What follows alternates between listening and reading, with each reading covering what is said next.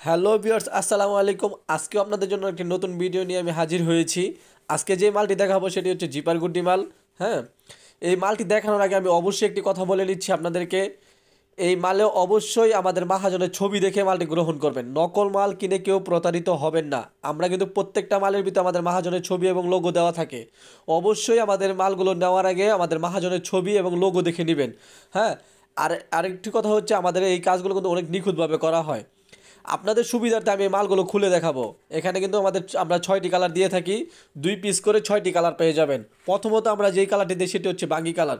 হ্যাঁ, এখানে কারিগরদের কাজ কিন্তু অনেক নিখুঁতভাবে করা হয়। হ্যাঁ, 6টি কালারের মধ্যে কিন্তু আমি আপনাদেরকে খুলে খুলে দেখাবো। এই দেখেন, 2টি করে আমরা 2 পিস করে দিচ্ছি একটি কালারের।